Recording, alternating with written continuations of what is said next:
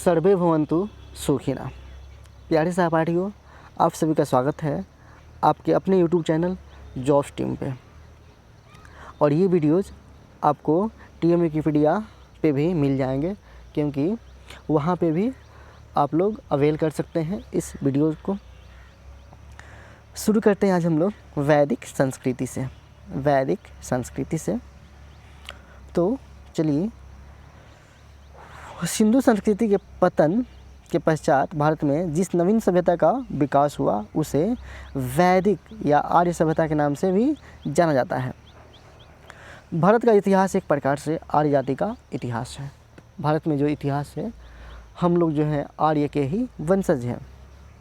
भारत में आर्यों की पहचान नॉर्डिक प्रजाति से की जाती है और आर्यों की लिपि का जो है उन्हें भान नहीं था, उनको ज्ञान नहीं था लिपि का, अतः वे अपने ज्ञान को सुनकर एक पीढ़ी से दूसरी पीढ़ी तक पहुंचाते थे। इसलिए वैदिक साहित्य को श्रुति साहित्य भी कहा जाता है। इसका नाम संहिता भी है। तो वैदिक साहित्य जो है ये श्रुति साहित्य के नाम से भी जाना जाता है और इसको संहिता के नाम से हम लोग जानते हैं। जर्मन विद्वान हुए हैं मैक्स मुलर। इन्होंने कहा है कि आर्यों का जो मूल निवास था वो मध्य एशिया में बैक्ट्रिया था, अथवा आल्प्स पर्वत जो है उसके पूर्वी क्षेत्र में यूरेशिया वाला हिस्सा हुआ करता था। यूरेशिया जो पूर्वी हिस्सा है, आल्प्स का पूर्वी, जहाँ कजाकिस्तान है, मंगोलिया है ना, वो वाले हिस्से हैं। भारतीय ग्रंथ ऋग्वेद एवं ईरानी ग्रंथ जिंद अवस्था में कई भाषाई समानता भी पाई जाती है।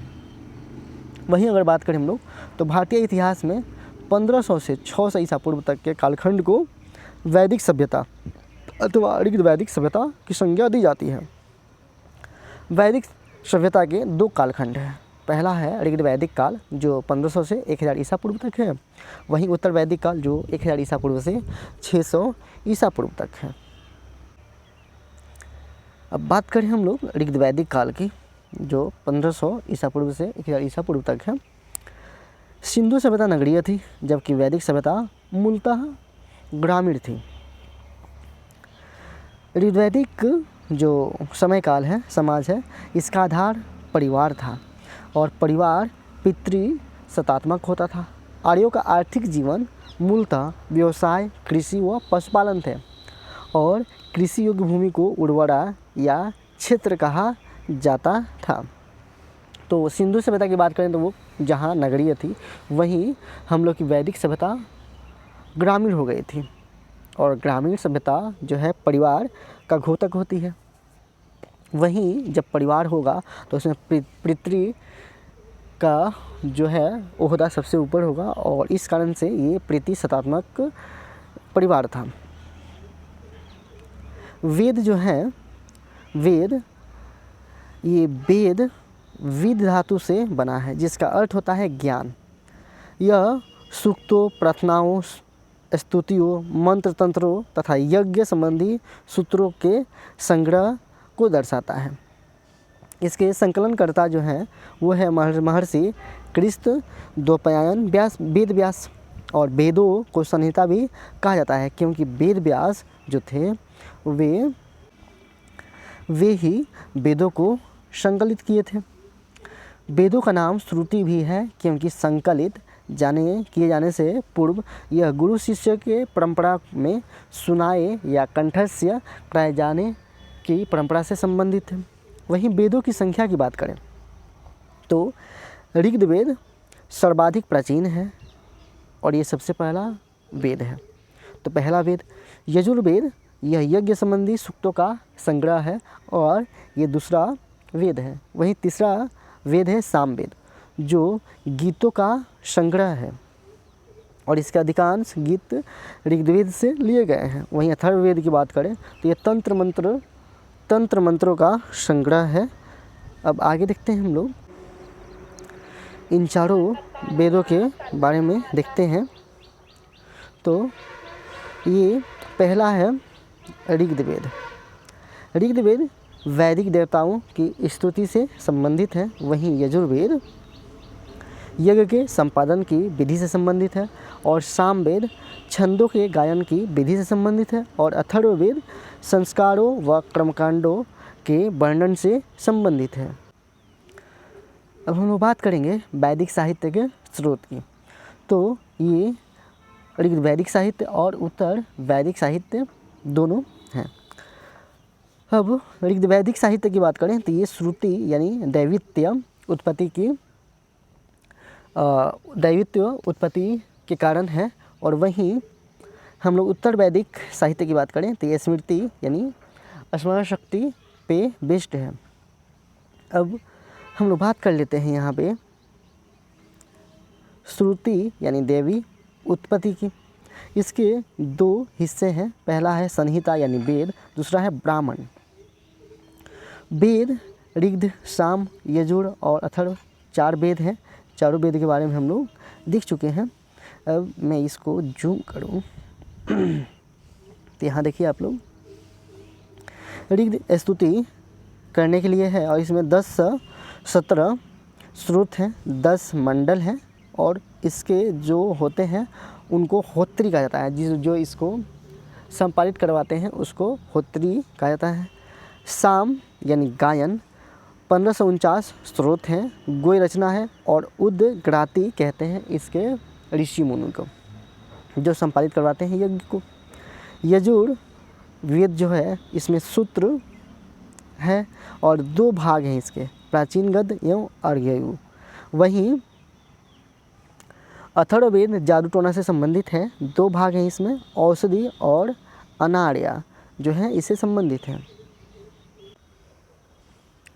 ब्राह्मण की बात करें हम लोग तो इसके 3 हिस्से हैं, ब्राह्मण कर्मकांडवाद, अनर्या या रहस्यवाद, उपनिषद यानी तत्व मीमांसा। ब्राह्मण जो है 7 हिस्सों में है, वहीं उपनिषद 12 हिस्सों में बटा हुआ है। स्मृति की बात करें तो ये वेदांग और उपवेद में है। वेदांग 6, वहीं उपवेद 4 है। वेदांगों की संख्या 6 है, वो इसमें कौन कौन से हैं तो शिक्षा है, कल्प है, व्याकरण है, निरुक्त है, छंद है, ज्योतिष है। वहीं उपवेद की बात करें, आयुर यानी औषधि है, शिल्प यानी मूर्ति शिल्प है, गंधर्व यानी संगीत है, और धन्युर यानी योद्धा है। शिक्षा में अगर बात करें हम लोग तो शिक्षा कल्पसूत्र से संबंधित है, और इसमें 3 हिस्से हैं, स्रोत सूत्र, गृह सूत्र और धर्म सूत्र यानी धर्म शास्त्र। Now I am going to talk about वैदिक साहित्य के स्रोत। वैदिक साहित्य के स्रोत को देखेंगे। वैदिक साहित्य से तात्पर्य चारों वेद, विभिन्न ब्राह्मण ग्रंथ, अरण्यक एवं उपनिषद से है। उपवेद अत्यंत प्रवर्ती होने के कारण वैदिक साहित्य के अंग नहीं माने जाते हैं, इन्हें उत्तर वैदिक साहित्य के अंतर्गत रखा जाता है। वैदिक साहित्य श्रुति नाम से विख्यात है। श्रुति का अर्थ है सुनकर लिखा हुआ साहित्य। यह वह साहित्य है जो मनुष्य द्वारा लिखा नहीं गया, अपितु जिन्हें ईश्वर ऋषियों को आत्मज्ञान देकर उनकी श्रुति उनकी दृष्टि की है, उनकी सृष्टि की है, तथा ऋषियों द्वारा यह कई पीढ़ियों तक अन्य ऋषियों को मिलता रहा है। इस कारण वैदिक साहित्य को अपौरुष यानी बिना पुरुष के और नित्य कहा गया है। पहले के 3 वेद जो हैं ऋग्वेद, सामवेद और यजुर्वेद को वेद त्रयी कहा गया है। वहीं अथर्ववेद इसमें सम्मिलित नहीं है, क्योंकि इसमें यज्ञ से भिन्न लौकिक विषयों का वर्णन है, जैसे शादी विवाह, टोना आदि चीज़ें। तो ऋग्वेद, यजुर्वेद और सामवेद को वेद त्रयी कहा जाता है। इस फिगर में आप लोग देखिएगा कि ये है हम लोग का आर्यों का भारतागमन कैसे हुआ है आर्यों का, उस चीज़ को हम लोग देख रहे हैं। तो यहाँ देख रहे हैं आप लोग, ये है उत्तरी ध्रुव यानी नॉर्थ पोल। नॉर्थ पोल कहने का मतलब है ये पृथ्वी का उत्तरी पोल है। वहीं दक्षिणी पोल पे क्या है, अंटार्कटिका है। यहाँ पे रूसिया है, यहाँ पे नॉर्वे है, आदि कंट्री है। फिर नीचे देखते हैं हम लोग तो यहाँ है यूरोप, यहाँ हिंद यूरोपियन, और यहीं पे है आल्प्स पर्वत, यहाँ कजाकिस्तान है, इधर मंगोलिया है, इधर चाइना है ना, इधर ईरान है ना। तो यहाँ पे इटालियन भी पर्वत है, और यहीं पे है मध्य एशिया, कैस्पियन सागर से लगा हुआ इधर जो कंट्री है वो। यहाँ पूर्वी शाखा में आर्य थे, और यहाँ हैती है, फारसी है, यहाँ बेबीलोन है। तो ये सभी हिस्से हम लोग देख रहे हैं। एशिया में हम लोग ये दिख रहे हैं एशिया। यहाँ पे हम लोग का जापान और चाइना वगैरह आ जाएगा। तो यहाँ से चल करके आते हैं आर्य, और यहाँ सिंधु का जो क्षेत्र था यानी इंडिया, यहाँ से ये लोग भारत में प्रवेश करते हैं और अपने आप को इधर स्थापित करते हैं, सिंधु प्रदेश में अपने आप को स्थापित करते हैं। अब यहाँ पे इस डायग्राम में और भी चीज़ें हैं जिसको हम लोग देख लेते हैं। जैसे यहाँ पे है हैती, 1520 ईसा पूर्व में BC में यहाँ पे सभ्यताएं थी। वहीं ओहिनियस ड्रोवेडियन, यहाँ जब हम लोग देखेंगे यूरोपियन कंट्री में, वहीं मियानन 2500 ईसा पूर्व में, और बेबीलोन की सभ्यता 3500 ईसा पूर्व। यहाँ टिग्रिस नदी, मेसोपोटामिया की सभ्यता जो है टिग्रिस नदी, फारस नदी। हिप्पोसोरस असीरियन, यहाँ टिग्रिस नदी थी, ये अरब है। और यहाँ मिस्र की सभ्यता थी, नील नदी के किनारे मिस्र की सभ्यता, जो सुएज नहर है, इजिप्ट है वहाँ पे। तो ये डायग्राम है, और इसमें अफ्रीका यहाँ दिख रहा है, अफ्रीका ये है, अफ्रीका महादेश। कागज़ का सर्वप्रथम आविष्कार कहाँ हुआ था? चाइना में हुआ था, चीन में हुआ था। तो आर्यों का मूल निवास जो है आल्प्स पर्वत के पूर्वी क्षेत्र में था, जो वर्तमान में यूरेशिया यानी यूरोप प्लस एशिया कहलाता है। भारत में आर्यों की जानकारी ऋग्वेद से मिलती है, जो हिंद यूरोपीय भाषाओं का सबसे पुराना ग्रंथ है। इस वेद में आर्य शब्द का उल्लेख 36 बार हुआ है, जो वस्तुतः सांस्कृतिक समुदाय का घोतक है। मध्य एशिया यानी यह एशिया बृहद का भू अवरोध लैंडलॉक्ड क्षेत्र है, जो मंगोलिया है, वहाँ पे हम लोग कजाकिस्तान है, ऐसे कंट्रीज। संयुक्त राष्ट्र संघ ने मध्य एशिया की परिभाषा में 5 देशों को शामिल किया है। कौन कौन से देश हैं? Uzbekistan, Turkmenistan, Tajikistan, Kyrgyzstan, Kazakhstan को शामिल किया है। मध्य एशिया भौगोलिक क्षेत्र का नामकरण सर्वप्रथम भूगोलवेत्ता थे अलेक्जेंडर वॉन हम्बोल्ट, और इन्होंने 1843 में इसका नामकरण किया था। अब थोड़ी जानकारी ले लेते हैं हम लोग आर्यों के विषय में। आर्य कौन थे? आर्य शब्द से एक जाति विशेष को समझा जाता है। आरंभिक भारतीय विद्वानों ने इस शब्द का ही यही अर्थ लगाया है। आर्यों को ही भारतीय सभ्यता व संस्कृति का संस्थापक माना गया है। आर्य शब्द संस्कृत भाषा का है, जिसका अर्थ है उत्तम या श्रेष्ठ या उच्च कुल में उत्पन्न माना जाता है। अतः यह कहना अधिक तर्कसंगत प्रतीत होता है कि आर्य शब्द जातीयता को इंगित न कर भाषाई समूह को इंगित करता है। आर्य शब्द मूलतः अरी से निकला है, जिसका अर्थ होता है विदेशी या अजनबी। आर्य शब्द का अर्थ नवागंतुकों से संबंधित है तथा उच्च कुल से उत्पन्न भी होता है। आर्यों की भाषा क्या थी? तो संस्कृत थी। आर्यों के मूल निवास के बारे में अनेक विद्वानों का अलग अलग मत है, उसके बारे में देखते हैं।